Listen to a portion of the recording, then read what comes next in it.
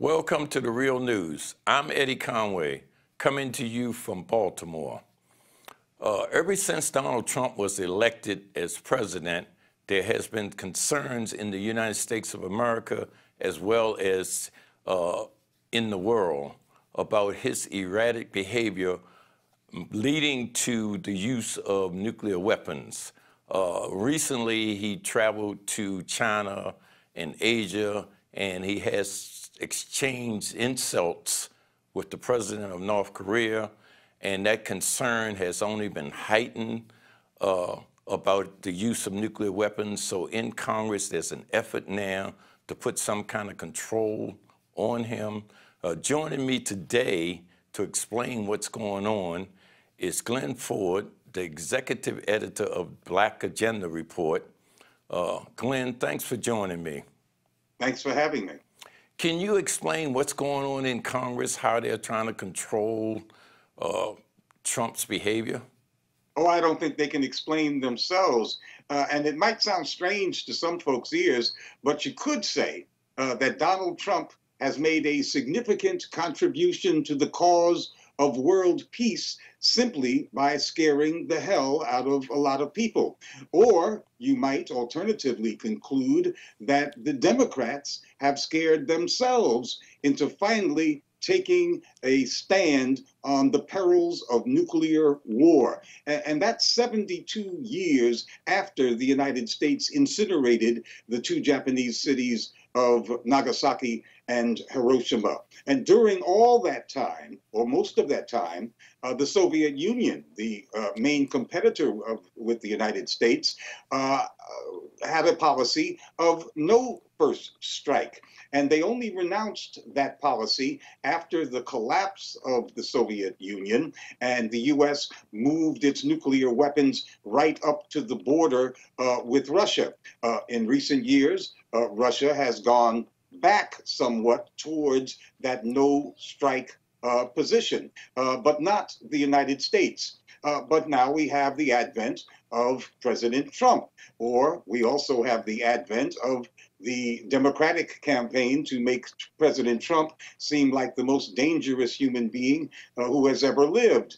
And some of the Republicans seem to agree. So at long last, finally, the U.S. first strike policy is finally on the table for discussion. Nobody was talking about it for all of my life and for yours, Eddie.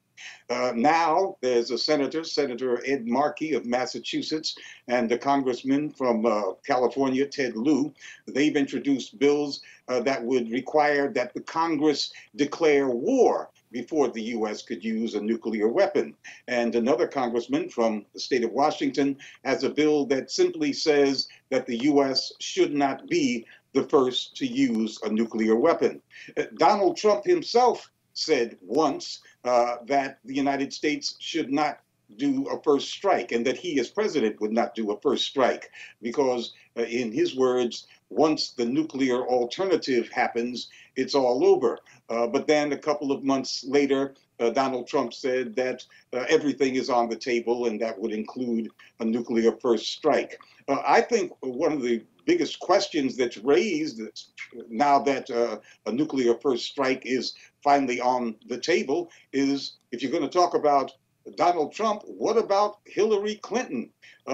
Many folks think that she is a very dangerous warmongering person who people should also be concerned about in terms of having nuclear weapons. So I did a Google search to see what Hillary Clinton had to say about the U.S. and a first strike, and I could not find any mention anywhere of Hillary Clinton taking a position for or against U.S. first strike. And I can only conclude that that's because no one in the corporate media has ever asked her about a U.S. first strike. And that's because U.S. nuclear policy has basically been off limits as far as the corporate media is concerned for all of these years that the United States has held the future of the earth in its hands, in the hands of whoever is president.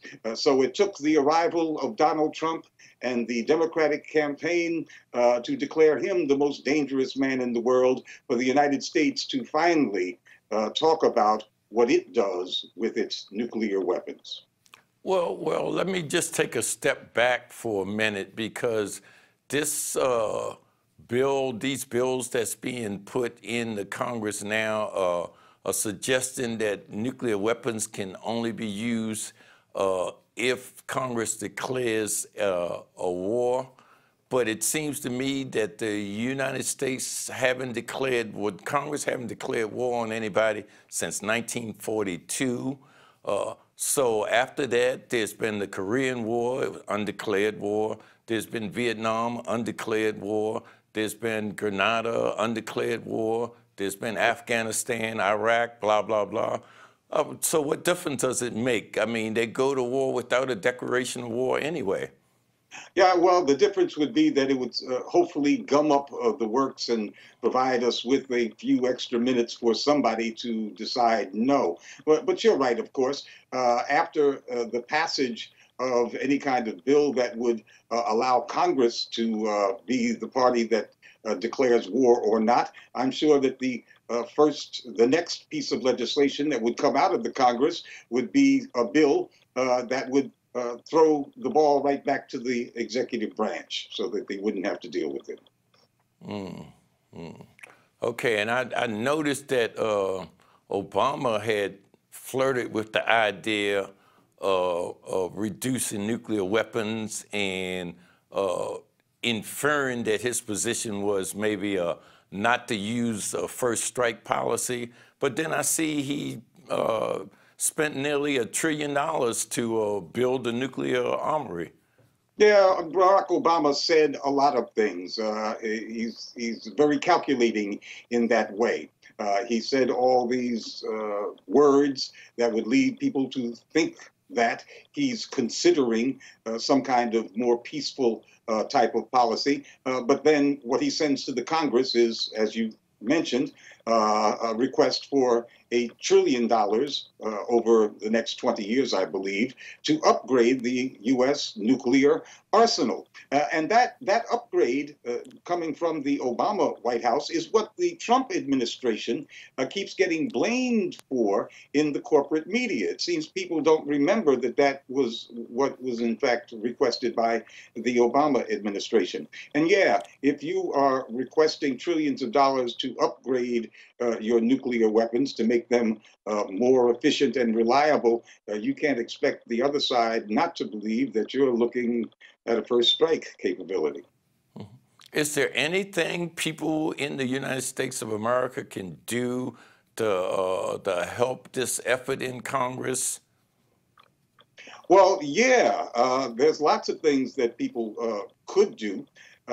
We don't have much of an anti-war movement, however, to carry out the strenuous tasks that are involved in contacting all of your representatives and every opinion molder that you can think of in order to get the chorus of folks, of human beings saying we want to live, not die by nuclear fire, get that chorus to singing. But the United States does not have much of an anti-war movement, never did. And under Democratic administrations, whatever even the vestiges of that movement tend to atrophy and die, waiting on a Republican to come into office. Well, now they've got this Republican that they say is more warlike than the Democrats, and yet we still don't have much of an anti-war apparatus. I think that the country's problem is not lack of information. It's not that Americans are less intelligent than other people. It is that the U.S. imperial system is accepted by most Americans without them really thinking about the nature of that system, and that the U.S. first strike position was not questioned because Americans were told that the United States is a good and kind and indispensable country that would never do a first strike on another nation unless it was absolutely justified, despite the fact that the United States is the only country that has, in fact, used nuclear weapons against other human beings. Okay, well, we'll keep an eye on this as it goes through Congress, and we'll revisit this. Thank you for joining me, Glenn. And thank you. And thank you for joining The Real News.